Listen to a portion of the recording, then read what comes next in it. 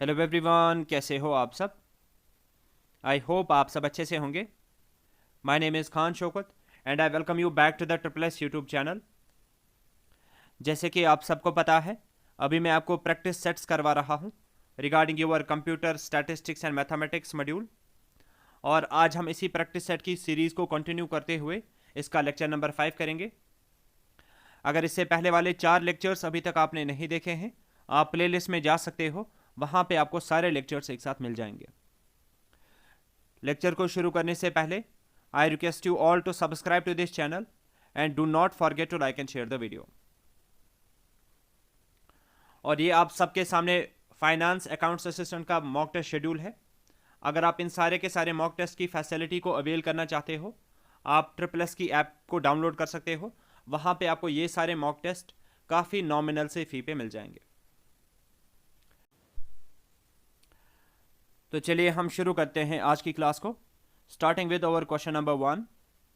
What characteristic of RAM makes it not suitable for permanent storage. आपको बताना है RAM का ऐसा कौन सा कैरेक्टरिस्टिक होता है जिसकी वजह से हम इसको इस्तेमाल नहीं कर सकते हैं for permanent storage. Question number 1 का करेक्ट आंसर रहेगा option C, that is it is volatile.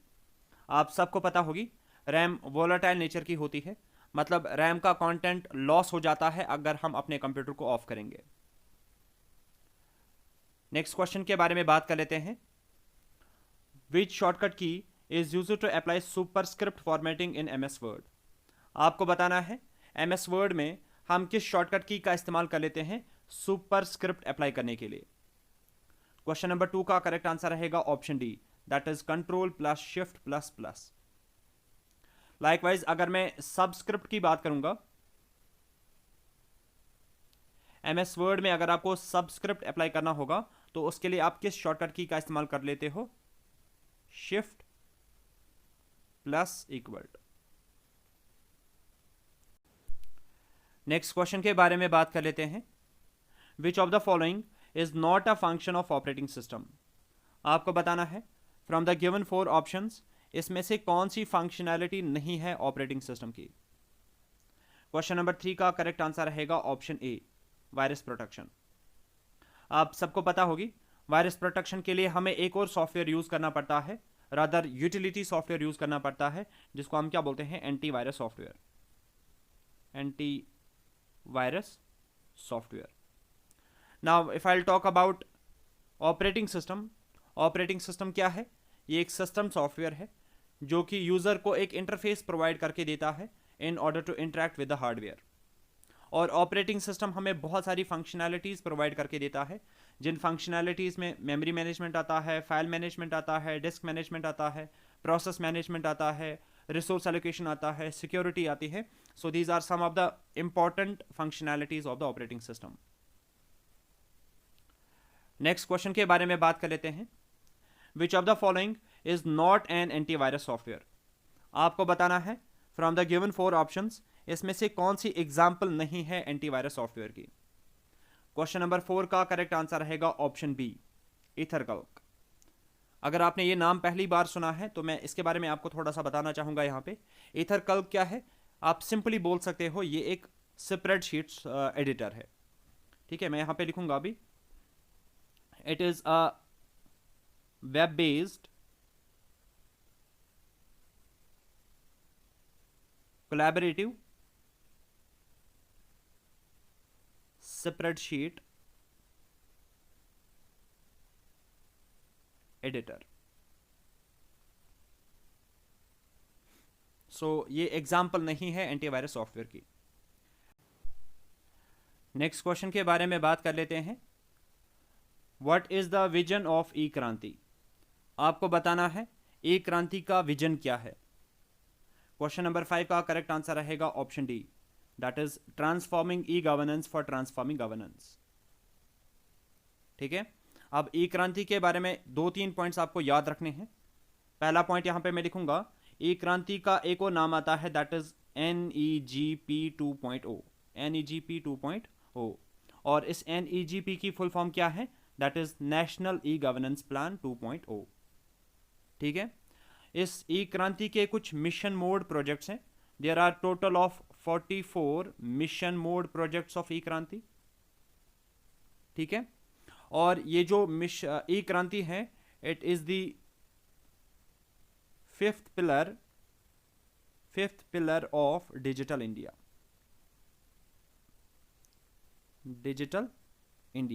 Digital India में टोटल कितने पिलर्स हैं? There are total of 9 pillars, और उन 9 पिलर्स में से फिफ्थ पिलर कौन सा आता है? ई क्रांति।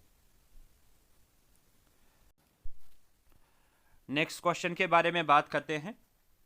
विच of the following is an open source operating system? आपको बताना है फ्रॉम द गिवन 4 ऑप्शंस इसमें से कौन सी एग्जांपल आती है ओपन सोर्स ऑपरेटिंग सिस्टम की। क्वेश्चन नंबर 6 का करेक्ट आंसर रहेगा option B, Android is an open source operating system. अब इसके रिलेटेड 2-3 पॉइंट्स मैं यहां पे आपको बताना चाहूंगा। Android operating system was actually developed by Android INC, और ये जो एंड्रॉयड आईएनसी है it was founded by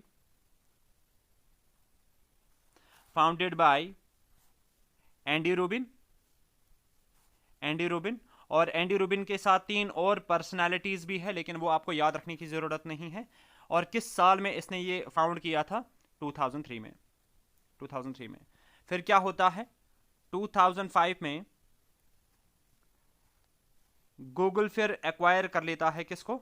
Android operating system को। ये सारे के सारे पॉइंट्स आपको अच्छे से नोट डाउन करके रखने हैं। नेक्स्ट क्वेश्चन के बारे में बात कर लेते हैं। Word processing software, spreadsheet software, database software are examples of. आपको बताना है word processing software, database and spreadsheet software ये किस किस्म के सॉफ्टवेयर्स हैं। क्वेश्चन नंबर 7 का करेक्ट आंसर रहेगा option A, that is application software. अब एप्लीकेशन सॉफ्टवेयर क्या होता है, सिस्टम सॉफ्टवेयर क्या होता है, यूटिलिटी सॉफ्टवेयर क्या होता है, आई डोंट थिंक कि मुझे इसको यहां पे बताने की जरूरत है, बिकॉज ये चीज हमने ऑलरेडी बहुत बार डिस्कस की है। नेक्स्ट क्वेश्चन के बारे में बात कर लेते हैं। What is the binary equivalent of hexadecimal number 1A? आपको बताना है 1A का बाइनरी इक्विवेलेंट क्या आ जाएगा, और 1A किस नंबर सिस्टम में हमें दिया गया है? हेक्साडेसिमल नंबर सिस्टम में।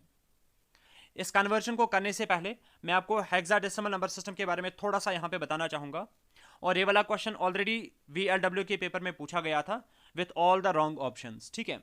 बट हम प्रॉपरली सीखेंगे कि हम इसको कैसे कन्वर्ट कर सकते हैं। हेक्साडेसिमल नंबर सिस्टम में आपको पता होनी चाहिए, हेक्साडेसिमल नंबर सिस्टम की जो बेस होती है या रेडिक्स होता है वो किसके बराबर होता है? 16। इसका मतलब क्या है? हेक्साडेसिमल नंबर सिस्टम में हम टोटल कितने डिजिट्स का इस्तेमाल करते हैं? 16। और वो 16 डिजिट्स क्या है? 0, 1 से लेके 9 तक।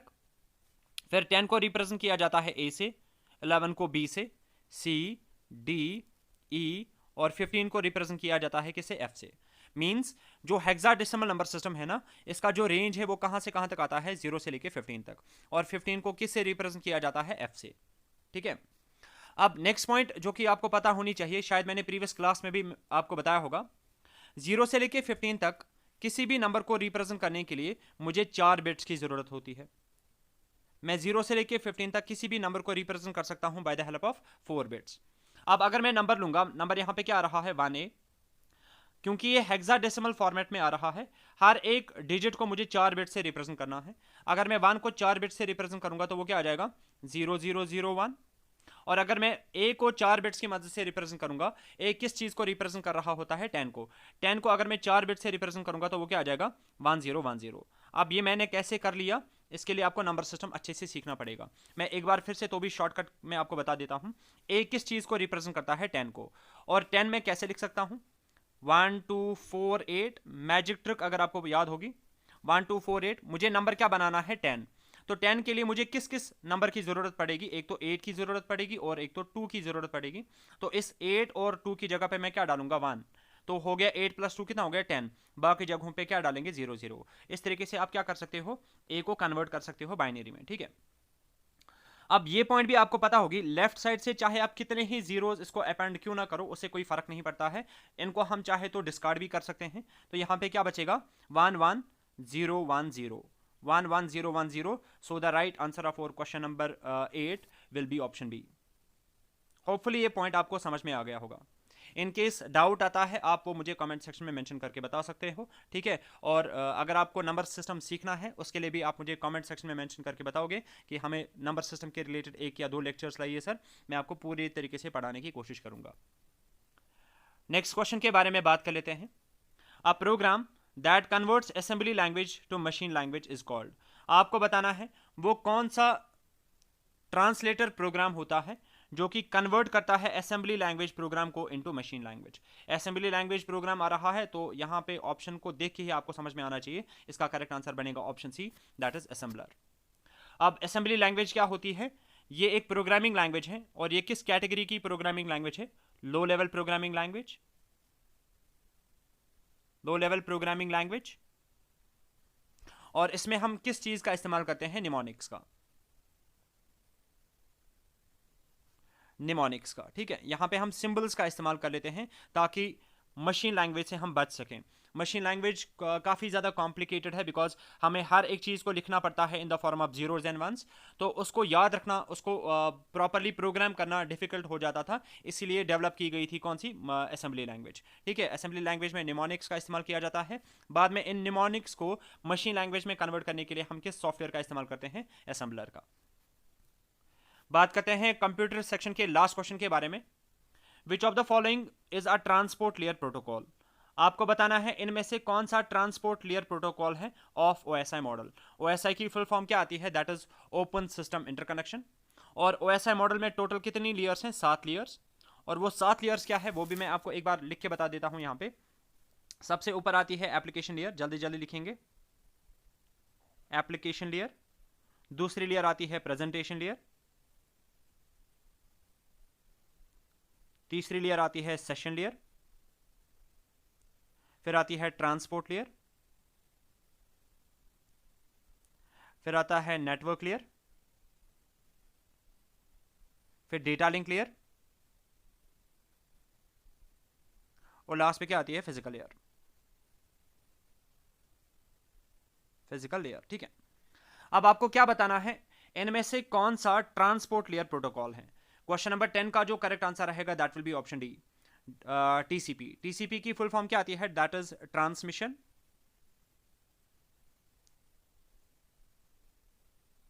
Control protocol,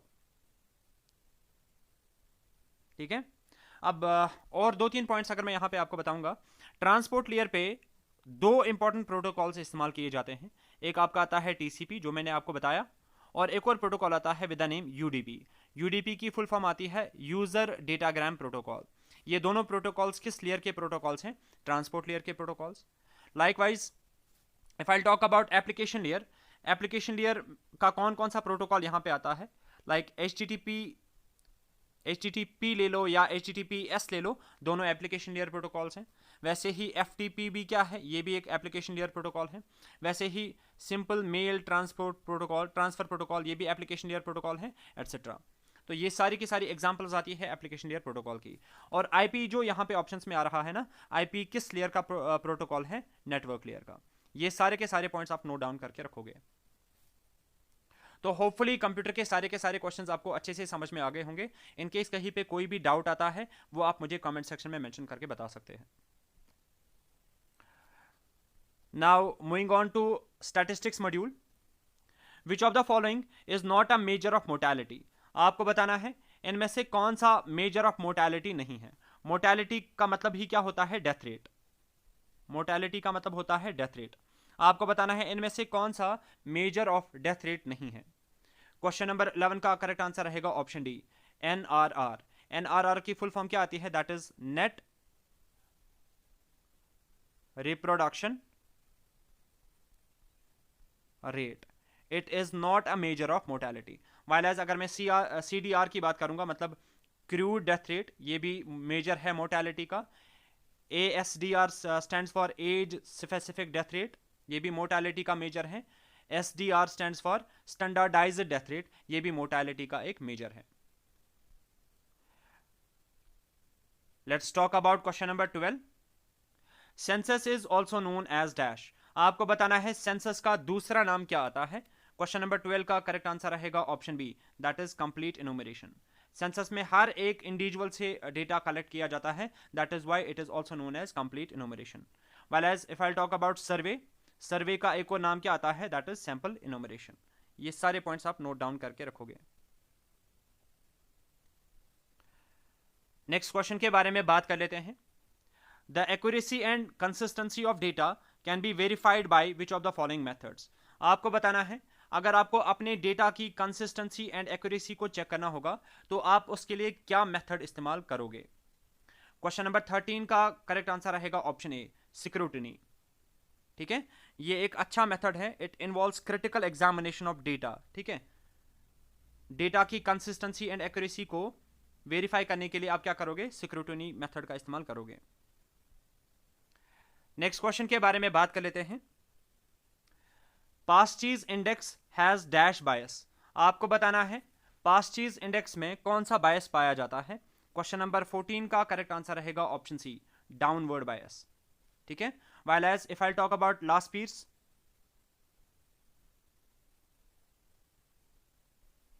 index,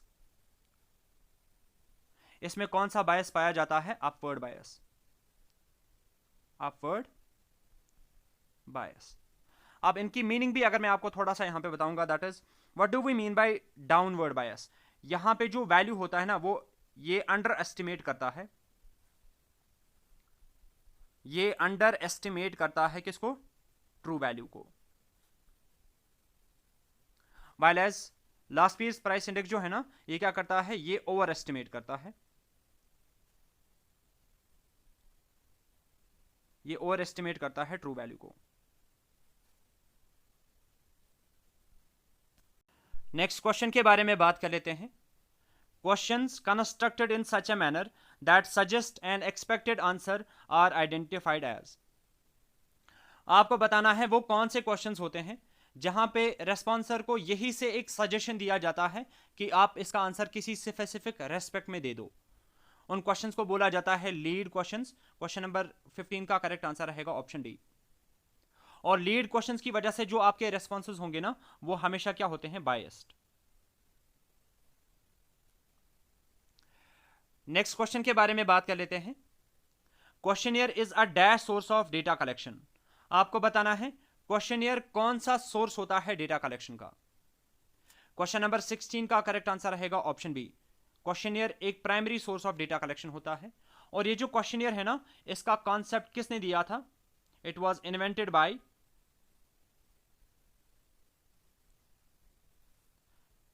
sir Francis Galton. ये पॉइंट भी आप याद रखोगे। और ये सर फ्रांसिस गैल्टन वही पर्सन है जिसने कॉन्सेप्ट दिया था किसका, रिग्रेशन का। लेकिन रिग्रेशन हमारे सिलेबस में नहीं है, दैट इज वाई ये पॉइंट अगर आप याद नहीं भी रखोगे तो भी चलेगा।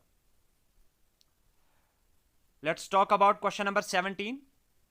In the tabulation of data common sense is dash.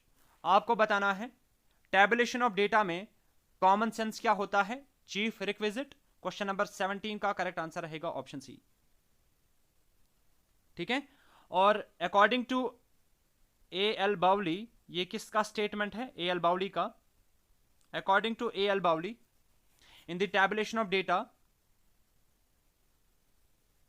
Common sense क्या होता है,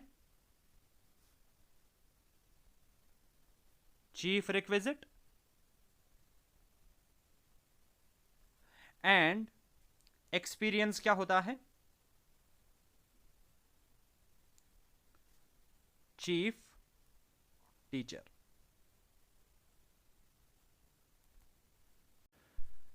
नेक्स्ट क्वेश्चन के बारे में बात कर लेते हैं। Yule's coefficient of association is a mathematical measure of the dash of association between two attributes. आपको बताना है यूलीज कोफिशिएंट ऑफ एसोसिएशन दो एट्रीब्यूट्स के बीच में क्या आपको प्रोवाइड करके देता है। क्वेश्चन नंबर 18 का करेक्ट आंसर रहेगा option D, that is intensity. Yule's coefficient of association को रिप्रेजेंट किया जाता है या डिनोट किया जाता है बाय द लेटर क्यू। और ये जो यूलीज कोफिशिएंट ऑफ एसोसिएशन है, ये किसके बराबर होता है, A B into alpha beta minus A beta into alpha B divided by A B into alpha beta, same ऊपर वाली एक्सप्रेशन वापस लिखनी है but with plus sign, A beta into alpha B. और यूलीज कोफिशिएंट ऑफ एसोसिएशन का जो range है ये कहां से कहां तक लाई करता है, फ्रॉम -1 टू +1, जिसमें -1 भी इंक्लूड होता है और +1 भी इंक्लूड होता है। नेक्स्ट क्वेश्चन के बारे में बात कर लेते हैं। If A and B are mutually exclusive events then A union B is equal to. आपको बताया जा रहा है अगर ए और बी आपस में क्या है, म्यूचुअली एक्सक्लूसिव इवेंट्स, तब उस टाइम पे ए यूनियन बी किसके बराबर होता है। आपने ये फॉर्मूला बहुत बार पढ़ी होगी, देखी होगी। ए यूनियन बी किसके बराबर होता है, probability of A plus probability of B minus probability of A intersection B. ठीक है। And in case of mutually exclusive events, probability of A intersection B का वैल्यू किसके बराबर होता है, 0 के।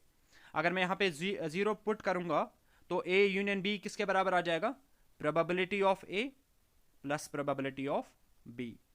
सो the right answer of for question number 19 will be option A. बात करते हैं स्टैटिस्टिक्स मॉड्यूल के लास्ट क्वेश्चन के बारे में।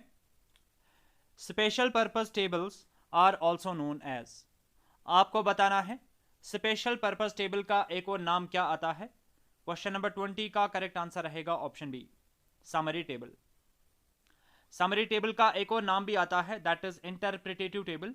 मैं यहां पे लिख लेता हूं, इंटरप्रिटेटिव टेबल। एक और पॉइंट आपको याद रखना है, दैट इज हम टेबल्स को क्लासिफाई करते हैं on the basis of certain grounds. Tables can be classified on the basis of purpose, on the basis of construction, and on the basis of originality.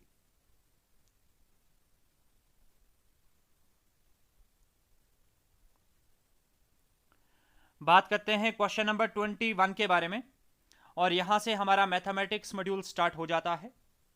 If 22 students play cricket and 11 play football from a class of 25 students, then how many of them play both cricket and football, given each student play at least one of the sports? हमें यहाँ पे एक class की detail देके रखी गई है। हमें बताया जा रहा है नंबर ऑफ स्टूडेंट्स जो कि क्रिकेट खेलते हैं, मैं इसको एन ऑफ सी से रिप्रेजेंट करूंगा, वो किसके बराबर दिया गया है, 22। And number of students who play football कितने आ रहे हैं, 11। और टोटल नंबर ऑफ स्टूडेंट्स भी हमें दिया गया है बराबर 25, यानी कि नंबर ऑफ स्टूडेंट्स अगर हम टोटल देखेंगे तो सी यूनियन एफ आएगा, वो किसके बराबर दिया गया है, 25। आपको निकालना है कितने स्टूडेंट्स ऐसे हैं जो कि दोनों स्पोर्ट्स खेलते हैं, यानी कि हमें N of C intersection F निकालना है। हम यहां पे फॉर्मूला यूज करेंगे, we know that N of C union F will be equal to number of students who play cricket plus number of students who play football minus number of students who play both cricket as well as football. N of C union F किसके बराबर आ रहा है, total number of students किसके बराबर आ रहा है, 25 is equal to n of C दिया गया है बराबर 22 प्लस एन ऑफ एफ आ रहा है बराबर 11 minus n of C intersection F.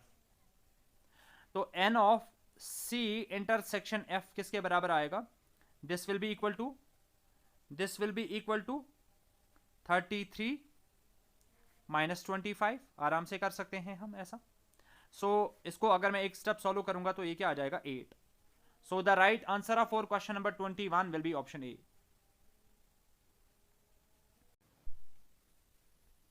Now let's talk about question number 22. If f of x is equal to x cube minus 1 by x cube, then f of x plus 1 by f of x is equal to. हमें यहाँ पे एक function देखे हैं f of x equal to x cube minus 1 by x cube और हमें क्या solve करना है, किसके लिए सॉल्व करना है, F of x plus 1/f(x) के लिए। एफ ऑफ एक्स का वैल्यू तो गिवन है। अब मैं देखूंगा कि एफ ऑफ 1/x किसके बराबर आएगा। मैं यहां पे निकालूंगा एफ ऑफ 1/x। सिंपली इस फंक्शन में जहां जहां पे भी x आ रहा है उसके बदले में क्या लिखूंगा, 1/x will be equal to, यहां पे x³ आ रहा है तो इसके बदले में अगर मैं 1/x सब्स्टिट्यूट करूंगा तो ये क्या आ जाएगा, 1/x³ माइनस 1 डिवाइडेड बाई, नीचे फिर से क्या आ रहा है, x³, तो x³ के बदले में क्या क्या सब्स्टिट्यूट करूंगा, फिर से 1/x³।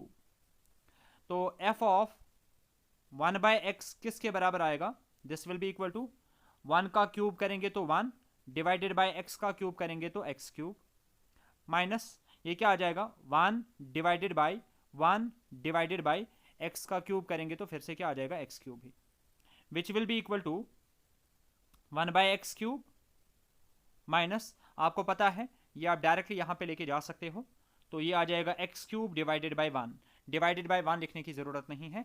तो फाइनली हमें f ऑफ 1/x का वैल्यू क्या आ रहा है, 1/x³ minus x³। Now we are suppose to find the value of f of x plus f of 1/x। Values को सिंपली हमें अपपुट करना है। हमें क्वेश्चन में ही दिया गया है बराबर f ऑफ x किसके बराबर, x³ माइनस 1/x³, फिर आ जाएगा ये वाला प्लस। अब अभी हमने निकाला f ऑफ 1/x किसके बराबर आ गया, 1/x³ माइनस x³। देखो ये यहाँ पे प्लस x³ है और ये यहाँ पे माइनस x³ है। प्लस x³ में से मैं माइनस x³ करूंगा तो ये 0 बनेगा। यहाँ पे ये प्लस 1/x³ आ रहा है और यहाँ पे ये माइनस 1/x³ आ रहा है। इनको अगर हम माइनस करेंगे तो क्या आ जाएगा, फिर से 0। तो अल्टीमेटली सारी टर्म्स यहाँ पे खत्म हो रही है, तो final result of this particular question will be equal to 0। So the right answer of our question number 22 will be option C. Next question पे चलते हैं। अभी हमें इस वाले क्वेश्चन में दो मैट्रिसेस देखे हैं और हमें यहाँ पे निकालना है वैल्यू ऑफ एक्स। मैं इसको दोबारा से एक बार लिख लेता हूं, जो दो मैट्रिक्स गिवन है क्वेश्चन में, 2x 5 8x is equal to 6 - 2 7 and 3। ये दो मैट्रिसेस इस्तेमाल करके हमें वैल्यू कैलकुलेट करना है x का। तो मैं यहां पे क्या करूंगा, इस मैट्रिक्स का डिटर्मिनेंट निकालूंगा। डिटर्मिनेंट निकालने के लिए सिंपली हम क्रॉस मल्टीप्लिकेशन करेंगे, 2 × x² बनेगा, ये बीच में आ जाएगा फॉर्मूला का माइनस, 8 5 हो जाएगा 40, विल बी इक्वल टू 6 3 18, बीच में फॉर्मूला का माइनस, 7 2 14, क्योंकि साथ में माइनस भी आ रहा है तो मैं यहाँ पे क्या लिखूंगा, -14। This will be equal to 2x² minus 40 is equal to 18 + 14, ये आ जाएगा 2x² equal to 32 minus 40 is equal के राइट साइड में जाएगा तो ये +40 बन जाएगा। This will be equal to 2x² is equal to 72। यहाँ पे कैंसिलेशन हो सकती है, मैं यहीं पे डायरेक्टली कैंसिल करूंगा, 2 1 2, ये 36 से कटेगा। तो हमें यहाँ पे वैल्यू ऑफ x किसके बराबर x² किसके बराबर निकल रहा है, 36। हमें x का वैल्यू कैलकुलेट करना है तो वो मैं कैसे कर सकता हूँ, x will be equal to √36। So x will be equal to, आपको पता है रूट के साथ प्लस माइनस साइन आता है, +6। So the right answer of our question number 23 will be option D.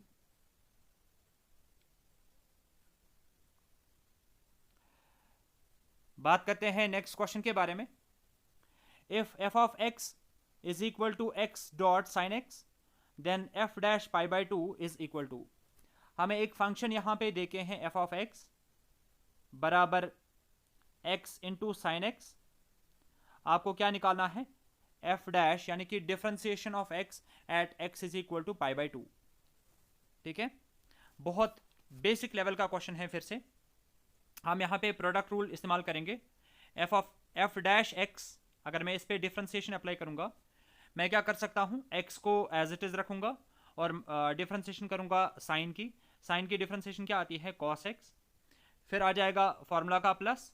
अब मैं क्या करूंगा, x की डिफरेंशिएशन करूंगा। अगर मैं x की डिफरेंशिएशन करूंगा विथ रेस्पेक्ट टू x तो वो 1 के बराबर आ जाएगा। डॉट साइन को हम क्या करेंगे, एज इट इज रखेंगे, ठीक है। So this will be equal to f dash x is equal to x dot cos of x plus sine of x. अब हमें x के बदले क्या वैल्यू यहां पे सब्स्टिट्यूट करना है, pi by two. So f dash x के बदले में डालूंगा यहां पे pi by two is equal to pi by two dot cos of pi by two plus sine of pi by two, sine of pi by two. फिर से एक step solve करेंगे तो ये पाई बाई टू ही रहेगा। डॉट पाई बाई टू का मतलब होता है 90 डिग्री, और कॉस ऑफ 90 किसके बराबर होता है, 0 के बराबर, प्लस साइन ऑफ 90 किसके बराबर होता है, 1 के बराबर। 0 को अगर मैं 1 बाई पाई बाई टू के साथ मल्टीप्लाई करूंगा तो ये 0 ही रहेगा, प्लस 1 आ जाएगा। 0 प्लस 1 करेंगे तो रिजल्ट क्या मिल रहा है हमें, 1। सो क्वेश्चन नंबर 24 का जो करेक्ट आंसर रहेगा that will be option B. Now let's talk about question number 25। If we throw 2 dice simultaneously, then what would be the probability that we get a sum of 10 or 11? बताया जा रहा है अगर हम 2 dices को throw करेंगे simultaneously तो क्या प्रोबेबिलिटी रहेगी अगर हम दोनों डाइसेस के आउटपुट्स को आपस में सम करेंगे, वो तो या 10 के बराबर होगा या 11 के बराबर होगा। सैंपल स्पेस में टोटल पेयर्स कितने बनेंगे, सैंपल स्पेस में टोटल नंबर ऑफ आउटकम्स बनेंगे, क्योंकि हम डाई को थ्रो कर रहे हैं तो 6, और कितने डाइसेस को हम थ्रो कर रहे हैं, 2 डाइसेस को, रेज्ड पावर 2, 6 रेज्ड पावर 2 क्या आ जाएगा, 36।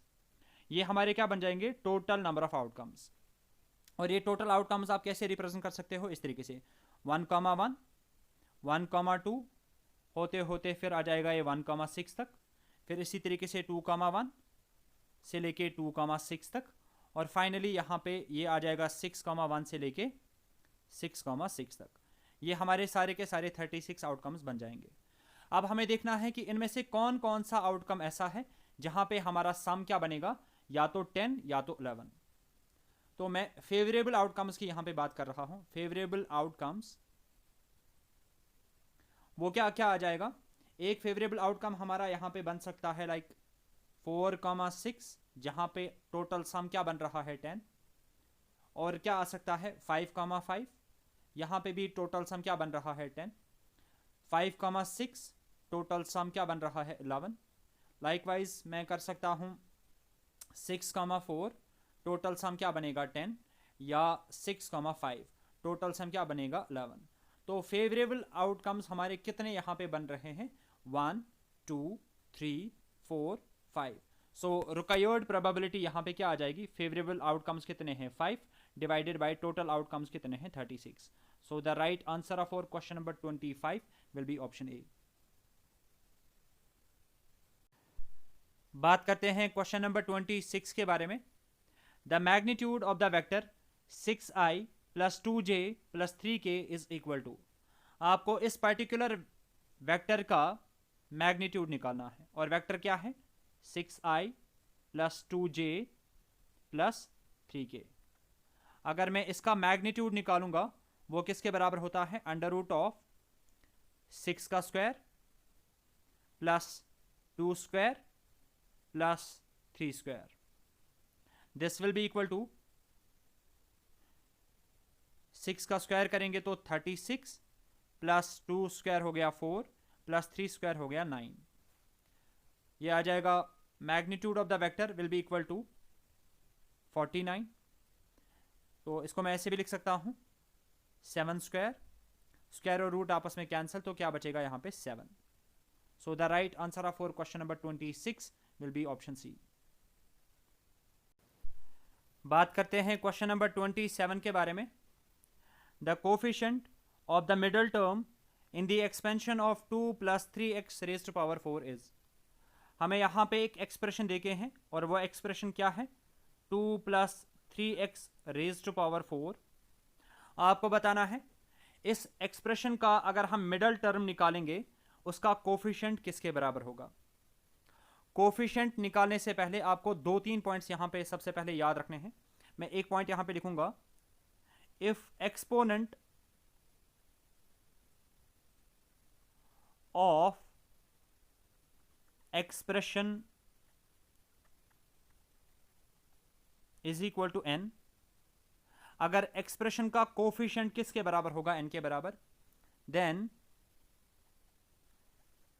Number of terms in the expansion किसके बराबर होती है, n+1। पॉइंट टू रिमेंबर, ठीक है। अब यहां पे एक्सपोनेंट का वैल्यू क्या आ रहा है, 4, यानी कि n का वैल्यू इस वाली एग्जांपल में किसके बराबर आ रहा है, 4, और नंबर ऑफ टर्म्स फिर किसके बराबर होगी, 4 + 1 करेंगे तो 5। नंबर ऑफ टर्म्स इस एक्सप्रेशन के एक्सपेंशन में कितनी होंगी, 5, ठीक है। अगर मैं 5 टर्म्स की यहां पे बात करूंगा, 1 2 3 4 एंड 5, तो ऑब्वियसली मिडल टर्म कौन सी होगी, this will be our middle term, और ये कौन सी टर्म होगी, थर्ड टर्म।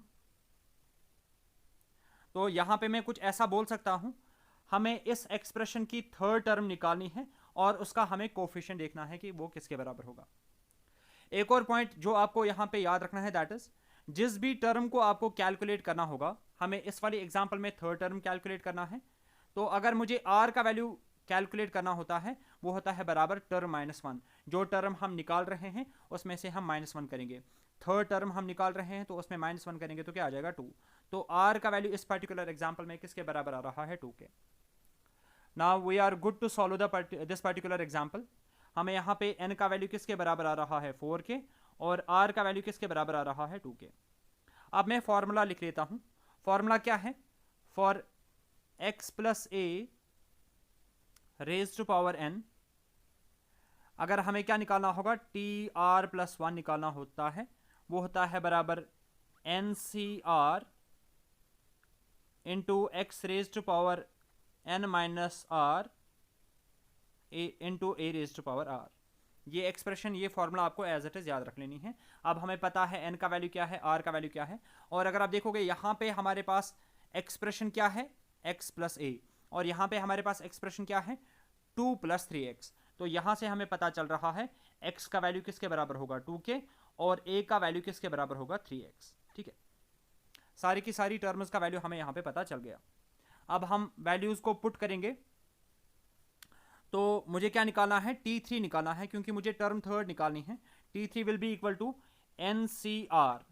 NCR का वैल्यू क्या आ जाएगा, 4C2 इंटू एक्स के बाद यहां पे वैल्यू क्या आ रहा है, 2 raise to power n - r, that is 4 - 2 into क्या आ जाएगा, a raise to power r। a raise to power r अगर मैं करूंगा, a का वैल्यू क्या आ रहा है, 3x, raise to power r का वैल्यू क्या आ रहा है, 2।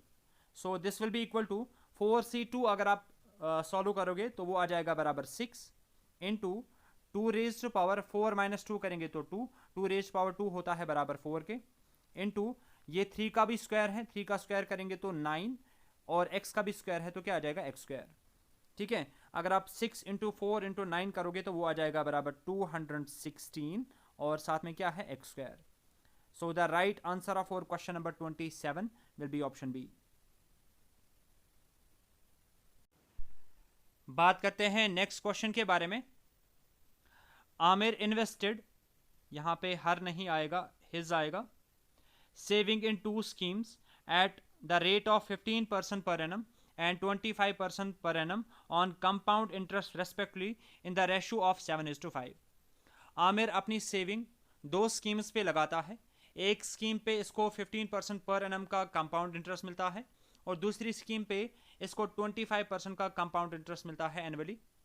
और किस रेशो में ये अपनी सेविंग इन्वेस्ट करता है, in the ratio of 7:5। After 2 years Aamir gets a total interest of ₹705। 2 साल के बाद आमिर को टोटल इंटरेस्ट कितना मिलता है, 507 फ्रॉम बोथ स्कीम्स, दोनों स्कीम्स में से। Find the total amount invested by Aamir. आपको बताना है कि आमिर ने टोटल कितना इन्वेस्ट किया था दोनों स्कीम्स में। मैं लिखूंगा यहां पे, let amount invested by Aamir in 2 schemes be, क्योंकि ये 7:5 रेशियो में इसको इन्वेस्ट करता है, मैं 100 से इसको मल्टीप्लाई करूंगा, 7x is to 5x। Ratio को मेंटेन करने के लिए। ठीक है, अब मैं क्या निकालूंगा, कंपाउंड इंटरेस्ट फॉर 2 ईयर्स। हम देखेंगे कि इसको कितना कंपाउंड इंटरेस्ट मिलेगा 2 सालों के लिए एट, एक स्कीम पे इसको कितना इंटरेस्ट मिलता है 15%, एट 15% पर एनम। क्योंकि ऑलरेडी इसने जो अमाउंट सबमिट किया होगा वो क्या है, अपने आप का 100%, और इसको इंटरेस्ट कितना मिल रहा है 15%। तो टोटल में कितना बन जाएगा 115% पहले साल के लिए इंटू 115% दूसरे साल के लिए, और अमाउंट इसने कितना इसमें डाला हुआ है 700x। ये इससे हमें क्या मिलेगा अमाउंट, लेकिन हमें अमाउंट नहीं चाहिए, हमें कंपाउंड इंटरेस्ट चाहिए। तो मैं इसमें माइनस क्या कर सकता हूँ 700x। ठीक है, अमाउंट में से अगर मैं प्रिंसिपल माइनस करूंगा तो क्या बचेगा, कंपाउंड इंटरेस्ट बचेगा। अब थोड़ी बहुत यहाँ पे हमें कैंसिलेशन करनी पड़ेगी, तो कर लेते हैं एक बार। 2 जीरो से 2 जीरोज हो जाएंगे कैंसिल। 5 से अगर मैं इसको कैंसिल करूंगा तो 20 आर, और ये कटेगा 23 आर।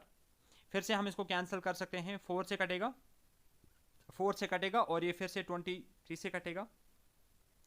फाइनली अगर आप इनको आपस में मल्टीप्लाई करोगे it will be equal to 925.75 x, और इसमें से माइनस हमें क्या करना है 700x। तो ये किसके बराबर आ जाएगा, this will be equal to 225.75 x। इतना कंपाउंड इंटरेस्ट इसको मिलता है एक स्कीम पे, जिसपे इसको कितना इंटरेस्ट मिल रहा था 15%। ये आप नोट डाउन करके रखोगे। अब हम दूसरी स्कीम का वैल्यू कैलकुलेट कर लेते हैं। दूसरी स्कीम में अगर हम कंपाउंड इंटरेस्ट निकालेंगे 2 सालों के लिए तो वो किसके बराबर आ जाएगा, क्योंकि यहाँ पे इसको 25% का इंटरेस्ट मिलता है। सो ये आ जाएगा 125% ऑफ पहले साल के लिए, 125% ऑफ टोटल अमाउंट इसने कितना डाला है इसमें 500x। ये अमाउंट निकालने के लिए फॉर्मूला है, माइनस इसमें से हम क्या करेंगे 500x, तो वहां पे क्या बचेगा कंपाउंड इंटरेस्ट। फिर से कैंसिलेशन यहाँ पे हो सकती है, कैंसिलेशन आप आराम से कर सकते हो। जब आप इसको कैलकुलेट करोगे ना तो आपका आंसर आ जाएगा बराबर 781.25x माइनस क्या करोगे आप 500x। इसको फर्दर एक स्टेप सॉल्व करोगे तो क्या आ जाएगा 281.25x। ये इसको कंपाउंड इंटरेस्ट मिल रहा है दूसरी स्कीम पे। ठीक है, तो टोटल कंपाउंड इंटरेस्ट हमें पता है। टोटल कंपाउंड इंटरेस्ट किसके बराबर होगा, जो इसको कंपाउंड इंटरेस्ट मिला होगा एट द रेट ऑफ 15% पे, और जो इसको कंपाउंड इंटरेस्ट मिला होगा एट द रेट ऑफ 25% पे। तो 15% पे टोटल कंपाउंड इंटरेस्ट किसके बराबर आ रहा था, अभी अभी हमने कैलकुलेट किया 225.75x, प्लस दूसरी स्कीम पे इसको कितना कंपाउंड इंटरेस्ट मिल रहा था टोटल में 281.25x, और ये टोटल इंटरेस्ट किसके बराबर आ रहा है 507। और इन दोनों को अगर आप ऐड करोगे तो ये भी 507 के बराबर आ रहा है, साथ में है x is equal to 507। Cancellation कर सकते हैं, 1 से कटेगा ये, सो x का वैल्यू किसके बराबर आएगा 1 के बराबर। x का वैल्यू यहाँ पे क्या आ रहा है 1 के बराबर। सो हमें क्या निकालना है, हमें निकालना है टोटल अमाउंट जो इसने इन्वेस्ट किया था। टोटल अमाउंट इसने कितना इन्वेस्ट किया था 700x प्लस 500x। सो ये किसके बराबर आ जाएगा, this will be equal to 1200x। अब x का वैल्यू किसके बराबर निकला 1 के बराबर, so this will be 1200 into 1 which is equal to 1200 itself. So the right answer of our question number 28 will be option B. थोड़ा सा लेंथी हो रहा है बट मैं आपको प्रॉपरली चीज़ें समझाने की कोशिश कर रहा हूं। अगर मैं इसको शॉर्टकट में सॉल्व करने की कोशिश करूंगा तो आपके मे बी सर के ऊपर से जा सकता है। बात करते हैं आज के इस सेशन के सेकंड लास्ट क्वेश्चन के बारे में। The mid point of a line segment joining the 2 points A having coordinates 2,4 and B having coordinates -2, -4 is। आपको मिड पॉइंट निकालना है। हमें यहाँ पे 2 पॉइंट्स दिए गए हैं, A जिसके कोऑर्डिनेट्स है 2,4, B जिसके कोऑर्डिनेट्स है -2, -4। इन 2 पॉइंट्स के बीच का मिड पॉइंट आपको निकालना है। आप सबको पता होगी मिड पॉइंट फॉर्मूला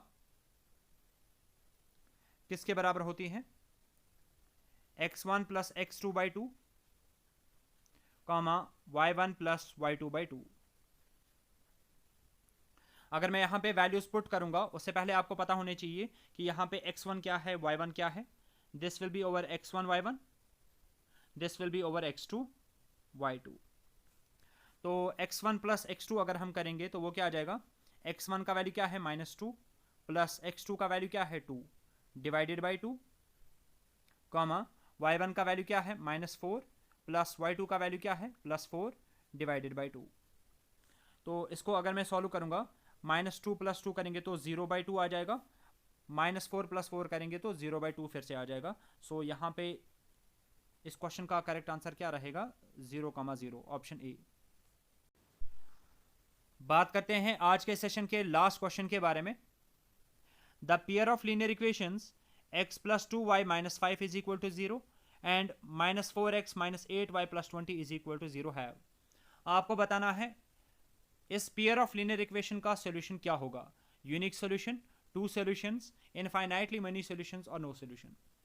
दो इक्वेशंस क्या है, x + 2y - 5 = 0 एंड दूसरी इक्वेशन क्या है, -4x - 8y + 20 = 0। अब अगर हम यहाँ पे a1 का वैल्यू देखेंगे, a1 will be equal to 1, b1 will be equal to 2 and c1 will be equal to -5. Likewise, if I'll talk about a2 will be equal to -4, b2 will be equal to -8 and c2 will be equal to 20. अब हम क्या कर सकते हैं, a1/a2 निकालेंगे। a1/a2 अगर मैं निकालूंगा वो किसके बराबर आ जाएगा, 1 डिवाइडेड बाय -4, इसको आप सिंपली लिख सकते हो -1/4। b1/b2 अगर मैं निकालूंगा ये आ जाएगा बराबर 2 डिवाइडेड बाई -8, इसको मैं सिंपली -2/8 भी लिख सकता हूँ। कैंसिलेशन करेंगे, 2 1 ज़ार 2, 2 4 ज़ार 8 और साथ में है माइनस।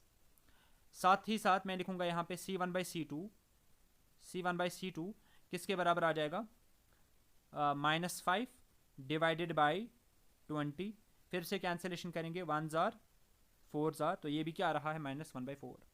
सो यहाँ पे a1/a2 बराबर आ रहा है b1/b2 बराबर आ रहा है c1/c2 के।